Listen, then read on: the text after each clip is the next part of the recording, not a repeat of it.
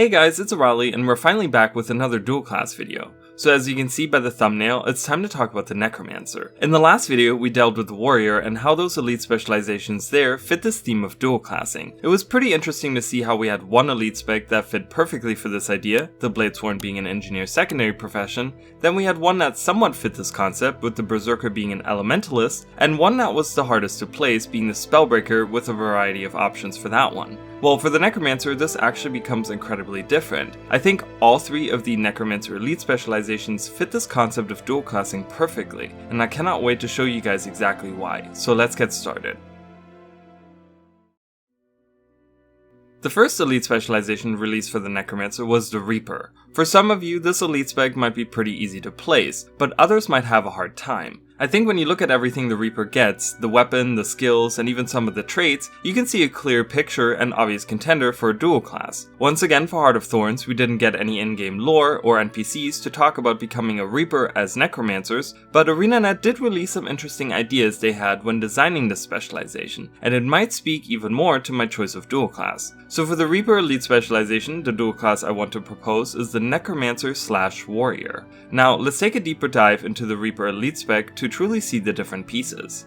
Weapon-wise, the Reaper received the Greatsword. I think just in concept, this is already a step in the right direction of being a warrior. It's a huge and brutish weapon, and definitely not a necrotic channeling device of any sort. When looking at the skills, we don't see any direct connections to the warrior, but what I will say is that I think the skills on the Greatsword are not truly necrotic in nature either. While the other melee weapon of the Necromancer, the dagger, theme-wise is already connected to the Necromancer, since Necromancers are known to use daggers in rituals and such, even the skills somewhat work well in that theme. The dagger skill Life Siphon, for example, literally siphons the health of your enemies. Pretty necrotic if you ask me. But when looking at the Greatsword skills, most of them are just the player bashing things until they're dead. Especially the Gravedigger skill. This skill gets a reduced recharge if the enemy is at low health, so that you can keep bashing away at them. The biggest outlier here is the Nightfall skill, which summons a whirlpool of shadows.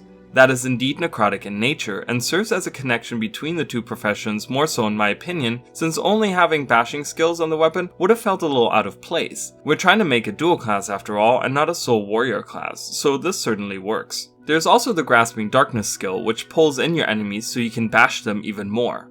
While yes, it does play into the brutish fighting style of the warrior, I will touch on the skill again when we talk about the general theme and concept of the Reaper, since there's an interesting little tidbit the developers gave us that might help connect the pieces more. Enough bashing for a minute though, let's talk about slashing. What do I mean by that? Well, next we have the mechanic. The Necromancer's main mechanic is the Shroud, which envelops the player in a, well, shroud, and with it you can use a different set of skills and your life force replaces your health bar. The regular Death Shroud has you using a sort of long-range shadow magic. The Reaper gets access to the Reaper Shroud though. Here, the long-range shadow magic is replaced with the Giant Scythe and new skills, turning you into a literal Reaper. We get a lot of hacking and slashing away at your enemies, as well as charging at them and terrifying them. The skill Executioner Scythe is exactly what it sounds like, as it is intended to be used to execute your enemies. The whole concept of the Reaper Shroud gives off a very macabre feel, especially with the Raven Feather theme, which is a very Edgar Allan Poe vibe, spooky. Again, most of the skills aren't exactly warrior related, but they seem oriented toward a more physical way of fighting. If you think about a Necromancer channeling a deathly warrior, you could perhaps imagine that they use a giant scythe to swipe away at their enemies. Overall, I would say that mechanic-wise, someone could argue that it is perhaps the least compelling point when trying to find pieces to the Necromancer/Warrior dual class. Now for the new utility skills the Reaper gets. We have a great supporter for our Necromancer/Warrior dual class. Shouts get added to the Necromancer's arsenal, and for the first time in Guild Wars' history, we have shouts that actually damage opponents when used. This is very interesting since shouts are indeed available to the warrior, but the Reaper takes it a step further with the brutality level of being able to do damage to opponents. These shouts by themselves might scream warrior, but if we look at a specific trait, the shouts certainly become very necrotic as well, meaning it really lives up to the proposed dual class. The trait Augury of Death adds Health Siphon to the shouts, a perfect combo of brutal and necromancy. Looking at the skills themselves, we can see even more of the in-your-face attitude of a warrior since they all gain extra effects if they're used in melee range. Obviously this is supposed to synergize with the Greatsword and Reaper Shroud, but nonetheless still feels very warrior-esque. Even in name, the shouts sound like something a warrior would say. Things like suffer and you're all weaklings definitely have a warrior's ring to it. Speaking of you're all weaklings, that particular shout was carried over from the first game. There, it was a skill you could unlock in the Norn rank by earning Norn reputation. And once again, this deepens the connection to the warrior since stereotypical Norn truly embody what a warrior is. So these shouts do seem to be a fitting piece here as well. Now, when we take a look at the general theme and concept of the Reaper, we get some interesting things from the development side. When the Reaper was first introduced, the developers compared the specialization to being something of a horror movie villain. When we look at the Grasping Darkness skill from earlier, which pulls enemies in combination with other skills like Executioner's Scythe and shouts like "Nothing can save you," you can certainly see the horror movie influence. More specifically though, the developers mentioned villains like Pyramid Head and Jason, and looking at those, if I were to give either a profession in a setting like the Guild Wars universe, I wouldn't really say they're necromancers, right? They definitely feel more like warriors in the sense that they are these unstoppable forces, come to butcher or eviscerate you like a rage-induced warrior would. I think with this, I'm painting a pretty clear picture here for you, but we aren't quite done yet. The last point to look at for the Reaper are the traits. I've already mentioned Augury of Death being a great connector for necromancers and warriors, but what else could we perhaps use even as some minor points? Well, the first minor trait is the Shroud Knight. I would consider having Knight in its name to be a small supporting point, since Knights usually are warriors in most fantasy settings. Obviously, this doesn't have to be the case since they could also be Guardians or Paladins if we go with other universes, but I think if we're looking at a more stereotypical option, Warrior fits pretty well. Traits like Decimate Defenses and Reaper's Onslaught work in pretty great conjunction with the idea of a horror movie villain, but also a relentless warrior. As I've mentioned before, traits aren't really one of the major pillars that will support most of these dual classes, but I think even just a couple of those help bring everything together nicely. Alright, like I said earlier, I think I've painted a pretty clear picture here, and I feel like I've beaten this point into the ground like a warrior. Ha, look at me. It becomes very simple when you see all the different points in the picture. The weapon combined with the mechanic, the skills, general theme, and some of the traits truly speak to a specific dual classing for the Reaper. So the Reaper is without a doubt a warrior through the eyes of a necromancer, making it a necromancer/warrior dual class. Next up we have the Scourge, which came with the Path of Fire expansion. Here we get an array of interesting things, but the main concept is using the sand of the desert to manifest shades and use those to drown the enemy. I think I've come up with an interesting choice here, and it is very reminiscent of one of the warrior specs when we're talking about dual classing. Perhaps this might be the weakest of the three, but once we get through most of the different points, I hope I can make a compelling case for it. The dual class that I chose is Necromancer/Elementalist. Yep, once again we're not fully gaining access to all elements and will only be touching on a few of them, but nonetheless it feels like a close match. Let's take a look at how we can combine elemental powers with necromancy. As always, let's do the weapon first. We get the torch for the Scourge specialization, and this one is really simple.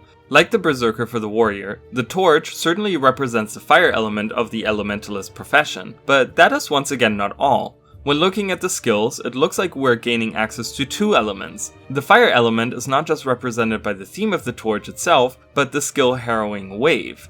Here, the description states that we unleash a wave of corrupted fire, burning and tormenting enemies. So we have the fire element in the burning, but also necromancy with the torment part of the skill, but then the skill Oppressive Collapse touches on another element. In the description of the skill, we corrupt the ground underneath our enemies, showing some kind of mastery of the earth.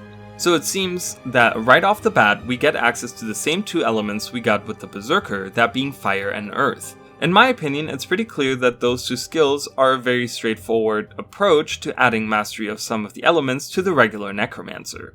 The mechanic of the Scourge is interesting, since the Shroud gets reduced to not completely taking over the skill set anymore, but instead is a temporary buff for a short time that acts almost like a desert shield called the Desert Shroud. This particular Shroud also lets the Scourge pulse necrotic powers around their sand shades. So what are sand shades? Well, the Necromancer infuses death magic into the sands in order to control the powers of the earth, making for a great combination of both professions. These shades show a clear mastery of the sands of the desert, and I would certainly consider sand magic to be a subsection of earth magic, showing the unique way that a Scourge uses the earth element. One big part of being a Scourge is not only shielding yourself, but allies with giving them barrier. In its original inception, barrier was supposed to represent the sand the Scourge uses as a shield for their allies. This was changed later as more professions gained access to barrier in numerous ways, but nonetheless the original concept still speaks to a defensive way of utilizing sand magic. When looking at the earth magic the Elementalist has, we can see that they use it in a defensive way as well, but it does feel a little different with the Scourge, albeit the connection is definitely there. So, where the Berserker in its mechanic utilizes the fire element more than the earth magic, here we get the reverse with the Scourge using earth magic in abundance with an interesting twist. The utility skills for the Scourge are pretty unique. As Scourges, we gain access to punishment skills. These are exclusive to the Scourge specialization, but still incorporate the theme of utilizing both earth and fire mixed with necromancy. Trail of Anguish, for example, has you not only leave a trail of sand behind you, but this sand inflicts burning on enemies, showing once again both earth and fire is involved. Sandswell is interesting since it creates a portal for allies to use, which once again shows a mastery of the earth element of the Scourge. The necromancy in the utility skills comes in the form of conversion or corruption of boons on enemies. It's a simplistic take on how the Scourge uses necromancy, but it is a clear connection nonetheless. Ghastly Breach especially speaks to the necrotic powers here, since that is the Scourge reaching into the realm of torment, which certainly is a dark place. The biggest outlier here is the Serpent Siphon, which summons a ghostly serpent that bursts into sand. It's fairly odd for the set, and would speak more to the Ranger perhaps, since they tend to use spiritual forms of animals in their attacks. Overall though, the utility skills are a great supporter for our dual class proposition. The general theme and concept of the Scourge is perhaps very simple, and we have already touched on most of it. It's a necromancer utilizing the powers of the desert to protect their allies and inflict damage upon their opponents. While there isn't much more to discuss really, since we have touched on most of those points through the other categories, a couple of things do stand out to me. In the lore, their magic was supposed to be taken from Palawa Joko, as he was the first one to teach them, and that is also where the name came from, that being the Scourge, but Palawa Joko is never seen using any type of sand or even fire magic. Most of the powers that he uses are related to tar, and even his awakened, that he brings back with his powers, show that he isn't so much a desert/sand mage, but rather more of a tar mage, if there even is such a thing. The other standout is the wording of the in-game description, which uses an interesting way of introducing the Scourge. When hovering over the Scourge trade line in-game, it states, "Sink into a sea of sand." This seems not completely out of place, but when trying to connect the dots with an elementalist, we could perhaps see a third element. While it is only in this description, but sinking into a sea does touch on the water side of the elements. An interesting choice of words indeed. Some of you might have caught my own wording from early on, but I did mention that the Scourge uses the powers of the desert to drown their enemies. This wording comes straight from the wiki, which suggests that, whether intentional or not, there clearly seems to be an allusion made to the water part of the elements. This could perhaps also be a reference to how in Guild Wars, the Crystal Desert was once the Crystal Sea, and how Abaddon, the god who was chained in the realm of torment, was once the god of water and secrets. Obviously, sinking into sand could also just reference things like quicksand and such, which would speak more to the mastery of the sandy desert of the Scourge, but I still find the reference interesting. So there are certainly multiple layers of connecting points between the Necromancer and the elements. As always, the traits are just a supporting pillar, but we do find some connecting dots here as well. The minor adept trait is Mantle of Sand, again referencing the ability of the Scourge to use the sand to shield themselves and their allies.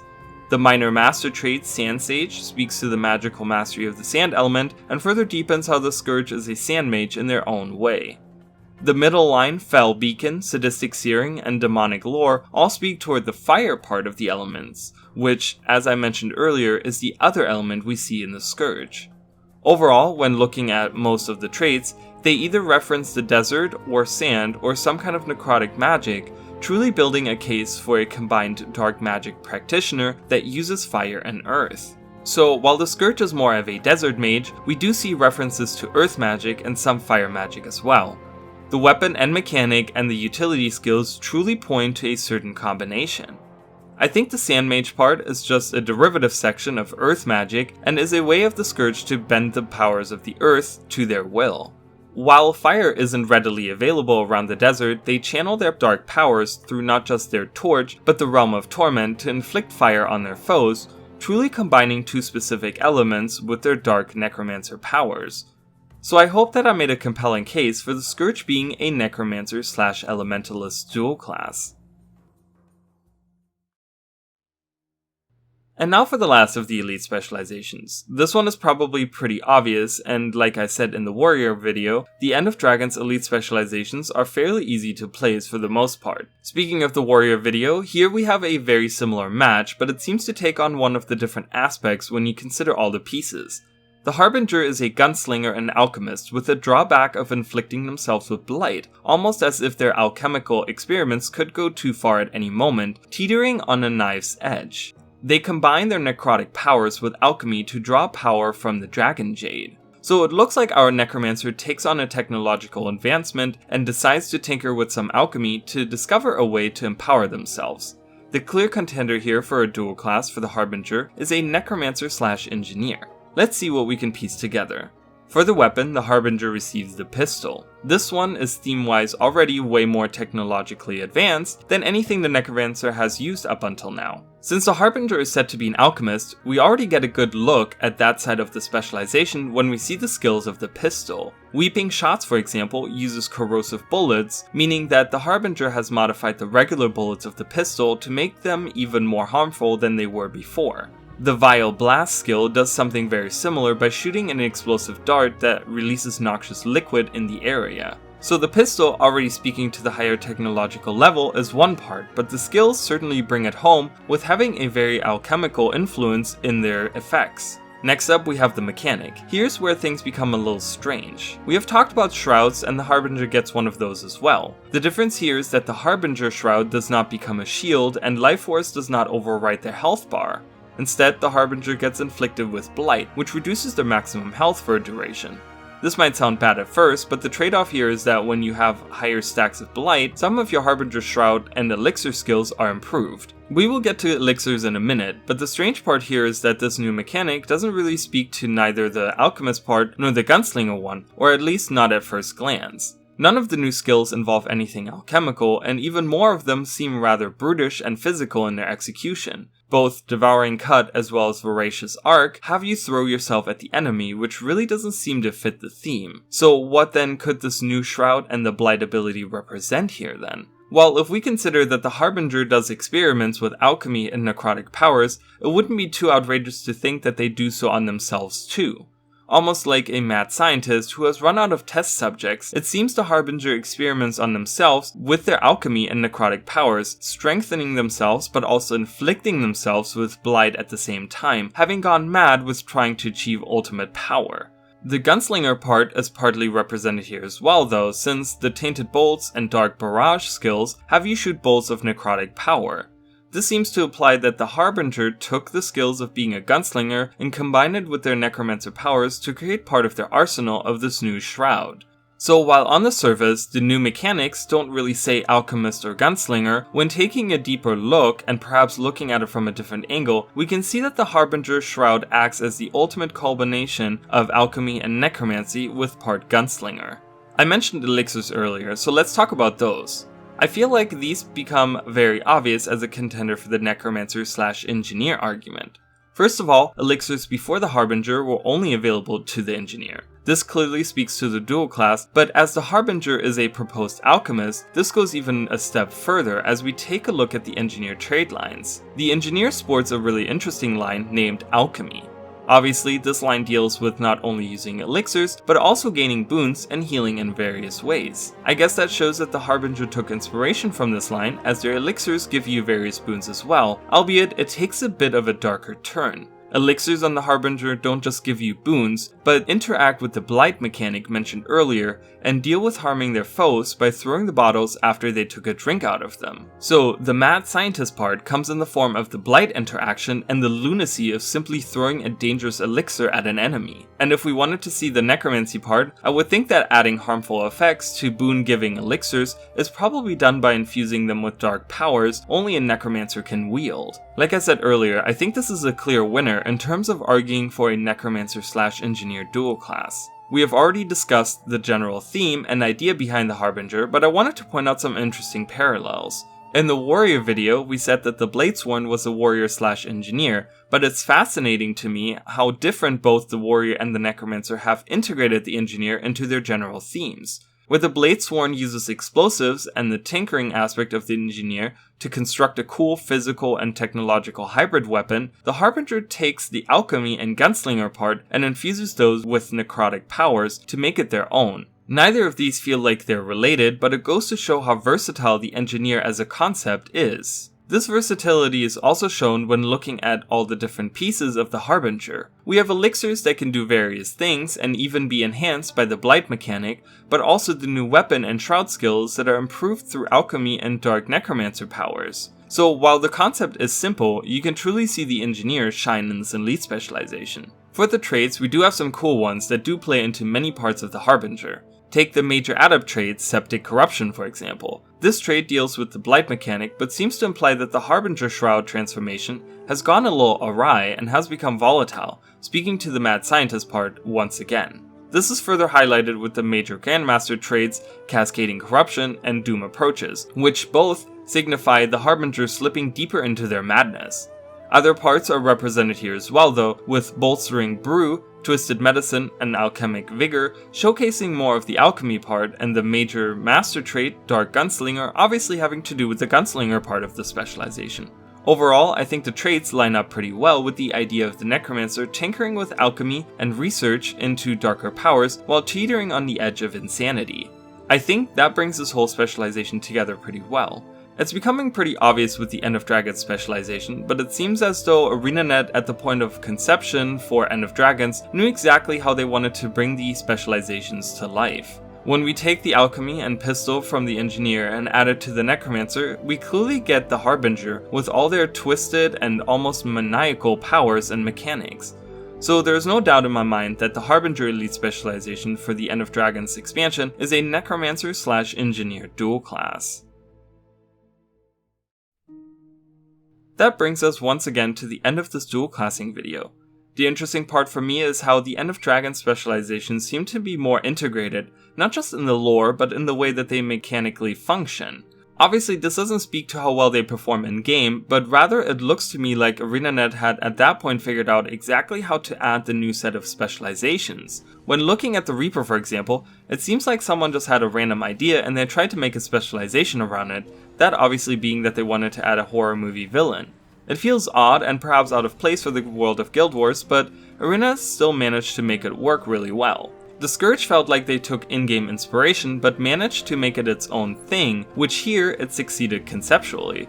And lastly, with End of Dragons, ArenaNet perhaps figured that using already existing profession-specific themes and just mashing it together does the trick, but in different ways. I think overall, all three ways are interesting and make for some fun dual class speculation. I hope you guys enjoyed this different view of the elite specs for the Necromancer, and perhaps now you might be enticed to try some of them if you haven't already, and go down the rabbit hole of the dual classing in Guild Wars 2. Thanks for watching, and I will see you all next time. Bye guys!